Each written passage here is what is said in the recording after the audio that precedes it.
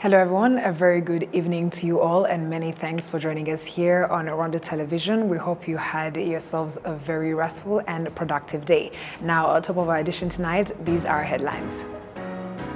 On Thursday afternoon at Urugwiro village, President Paul Kagame met with President Faustin Archange Touadera of the Central African Republic, who is on a working visit to Rwanda. The African Union Commission has indicated that it is time for Africa to put efforts in dealing with the problems that are threatening its development in order to be able to compete in the international arena.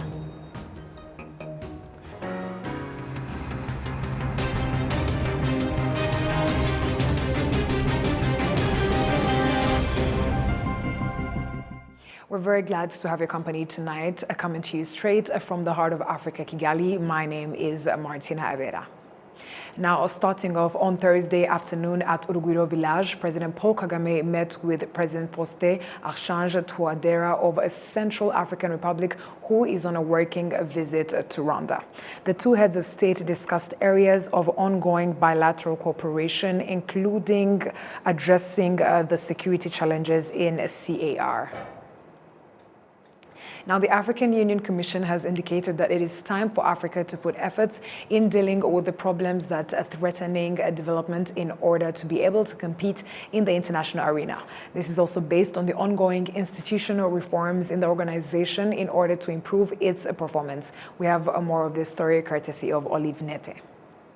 On Tuesday, during the retreat on the institutional reforms and the processes underway to reposition the African Union to ensure that it has a requisite institutional capacity to deliver on the economic, political, and social vision of the continent as encapsulated in the Agenda 2063, among various discussions made include reforms implemented to accelerate the economy and the sustainable development of the continent. According to Professor Nshuti Manasseh, the Minister of State in charge of the East African Community at the Ministry of Foreign Affairs and International Cooperation, though progress has been made, there is need to strive for the effective functioning of the African Union. AU reforms go beyond the work of Commission and the reform unit alone. It's imperative that we strive for the effective functioning of the interinstitutional architecture of the African Union that should serve us better. Among the remaining priorities, we must urgently address and enhance the division of labor in the implementation of AU priorities, and this will foster improvement within AU structures, enable us to focus AU efforts in accordance with the principle of subsidiarity and comparative advantage.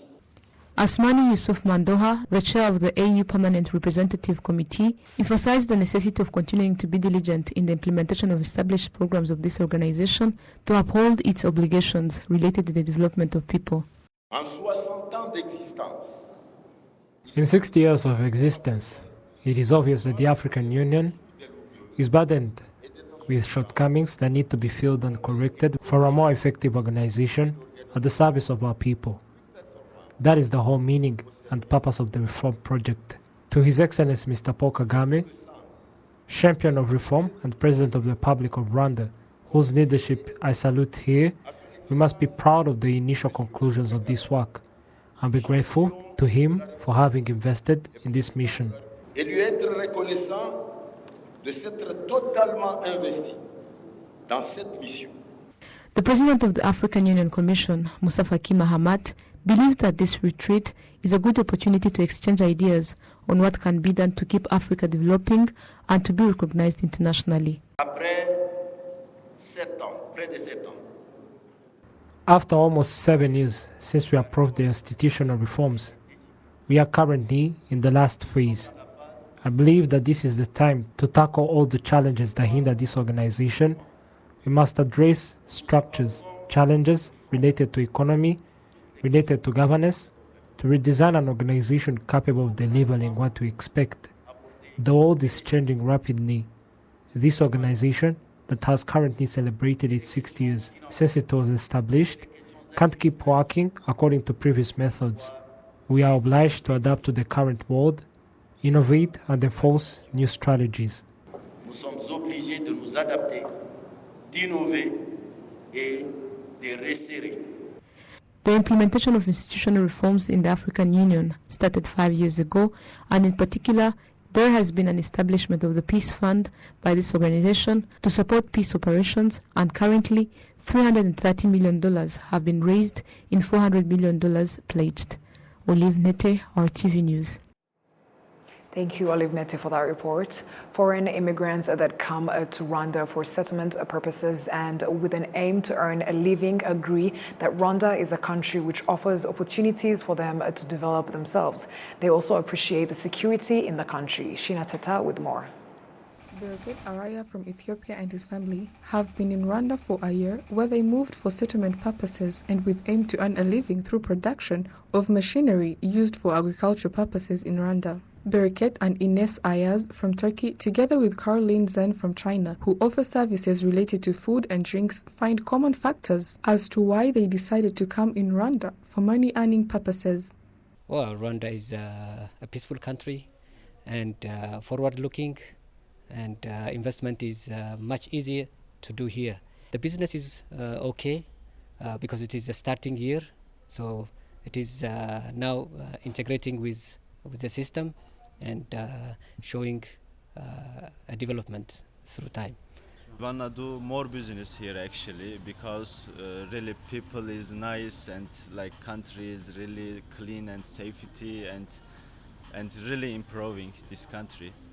You know, when we come here, like it was like our home, you know, because people hospitality it was really best way. Like a business before is good, but this time right now maybe economy all the world the economy not very well, so this time business is a little down. So, but from total is no problem, and it's good. It's good. After attending the Commonwealth Heads of Government meeting that was held in Rwanda last year, the Prime Minister of Singapore, Lee Hsien Loong, delivered a speech to the government of Singapore appreciating the living standards of Singaporeans that migrated to Rwanda. There I met several young Singaporeans living and working in Rwanda. One was running a poultry farm, supplying chicken to restaurants in Kigali, Rwanda's capital. Another was working with startups to raise financing. A third had started a distillery, brewing premium spirits, not just any hotch, but premium spirits. I asked him what it was. He says it's special rum. And he is hoping to make his rum brands as famous as single malt Scottish whiskies. And there were a few more too, including some women who dared to take the path less traveled and strike out on their own in these less familiar lands. Aimable Chimenyi, the second vice chairperson of the Private Sector Federation, confirms that individuals who come to conduct business in Rwanda are assisted by the Private Sector Federation, and more to that, Rwandans also learn new business tactics from those foreign business persons. The great benefit is that we work with other authorities to learn new tactics from these immigrants, which will result into us exporting more. And that is where we find ourselves having experts in engineering and others. Immigrants are of great benefit.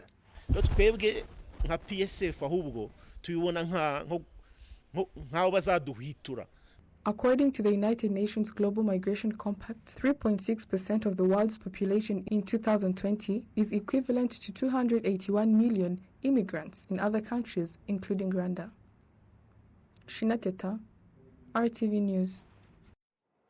The Economic Policy Research Network, also known as EPRN, has organized its 9th annual research conference with the theme Boosting Economic Resilience to Economic Shocks in Rwanda and the region. Jessica Agasero with more. In the past 3 years, Rwanda's economy has faced various challenges that have disrupted the economy of Rwanda and the countries in the region. Those challenges include the war between Ukraine and Russia, climate change, and inflation. However, this year showed that Rwanda is heading in the right direction due to its GDP growth by quarter of 2018 to 2022. What this conference has taught us was to show us where we stand in terms of economy and food security and how we can have more investment. If I do agriculture and develop my agriculture as a woman, what should I do next? Instead of complaining that I am hungry, what measures should I take to help me improve myself? Dr. Andrew Mold, who conducted this research on the economy of Rwanda and other countries in the region, explains the cause of this economic crisis and explains what needs to be done to solve this economic problem through development of productive capacities such as exports and regional cooperation. I'm very well in terms of bouncing back from the COVID-19 pandemic. But going forward, clearly with these uncertainties in the international context, I was stressing the importance for Rwanda to really double down on the regional processes and particularly implementation of the AFCFTA. And greater regional food trade would also be part of the solution there as well in terms of downward pressure on prices. In this conference, they brainstormed sessions on key challenges and shocks which affected economies globally and recommendation of what needs to be done to refine our plans and action. Seth Kwizera tackles on how to accelerate economic recovery for Rwanda and other countries in the region. We identified the key shocks like climate change, Ukraine-Russia war, and the other shocks which affected the economy, including the rise in fuel prices, which resulted into inflation.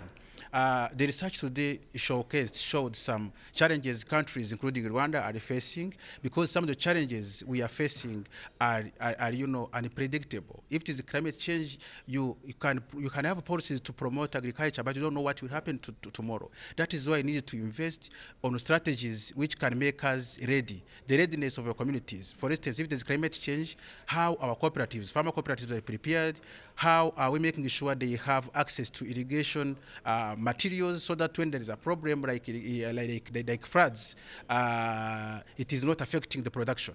Another recommendation was to upscale the agriculture insurance. This meeting will last 2 days and be attended by more than 150 people from different departments of the country and the region. Jessica Agasaro, RTV News. The Ministry of Public Service and Labor urges the youth to benefit from the unique opportunities available in the residential districts as one of the measurements to be able to curb the unemployment that is currently rated at 20.5% in Rwanda. Prince Manzi with more.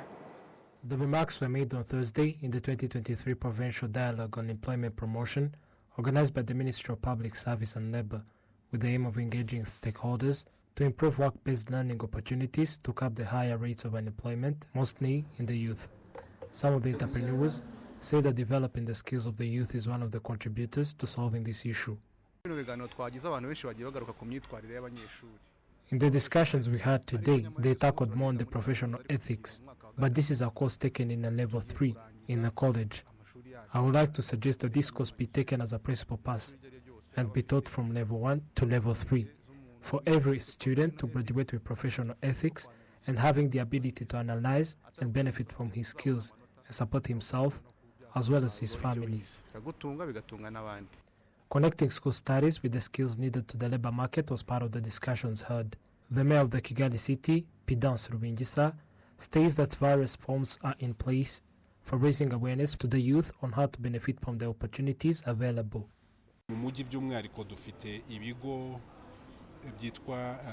In the city specifically, we have the Kigali employment centers that train the youth on how to benefit from the opportunities available. As we mentioned, we are going to add a specialty of having the way of connecting those with innovations and investors. The 2022 population housing census statistics demonstrated that the unemployment rate in Southern Province is on 21.5%, in Northern Province is on 20.4%, in Western Province is on 20.8%, in Eastern Province is on a 19.1% rate, and 20.9% in the city of Kigali. The Minister of Public Service and Labor, Fanfan Gwanyindo Kairangwa, urges specifically the youth to benefit from the opportunities available in their residential districts and the private sector to easily access internship to those pursuing studies. Considering the economy of our country, the private sector contributes highly in the creation of new jobs.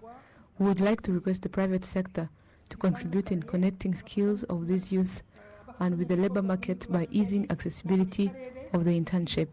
I would like also to request the Kigali City Administration and various stakeholders and the youth to benefit from the opportunities available in the city of Kigali, especially on industries and services.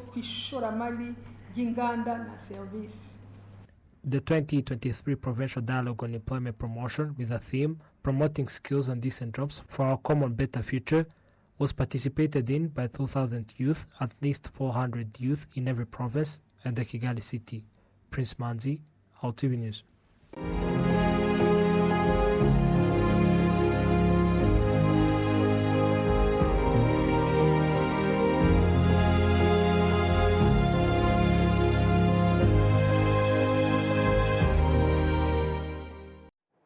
Students from University of Kigali as well as lecturers and administrators commemorated for the 29th time the 1994 genocide against the Tutsi, and students were urged to avoid at all costs and fight the ideology of genocide where it comes from. Shinateta with more. The commemoration was begun with visiting different sections of the Gisozi Memorial Site, where students were explained to Rwanda's history during the 1994 genocide against the Tutsi. Students from the University of Kigali expressed that they have gained more knowledge from Rwanda's history shared and are committed to taking the lead in fighting for genocide to never happen again. We lost a lot of people during the genocide. I lost my parents as well. This time helps us to reflect on our past, motivating us to work hard and develop ourselves.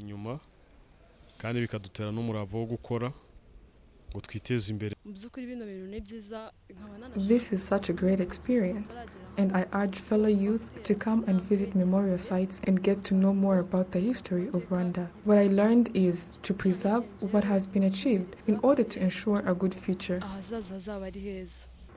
Dr. Emmanuel Hakizimana, a research analyst in the Ministry of National Unity and Civic Engagement, explained to the students how genocide was executed and urged them to preserve what has been achieved, boldly fighting genocide ideology.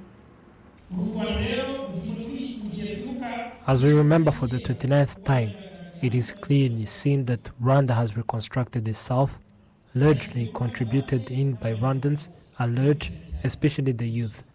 Therefore, you as the youth ought to take the lead in fighting against the genocide ideology. The Vice Mayor in charge of urbanization and infrastructure in the city of Kigali, Dr. Medad Mhabwamaguru, requested the University of Kigali students to sympathize with those who were affected by the 1994 genocide against the Tutsi, especially during these 100 days of commemoration. Mpamya neza ko igihe nk'iki ngiki turimo cyo kwibuka I strongly believe that these are hard times for students who are affected by the 1994 genocide against the Tutsi, and I therefore request you to sympathize with those students during this time. The University of Kigali started in 2013 and has different departments in various fields of education, technology, law, and finance. It currently has over 6,000 students together with a master's degree program. Shinateta, RTV News.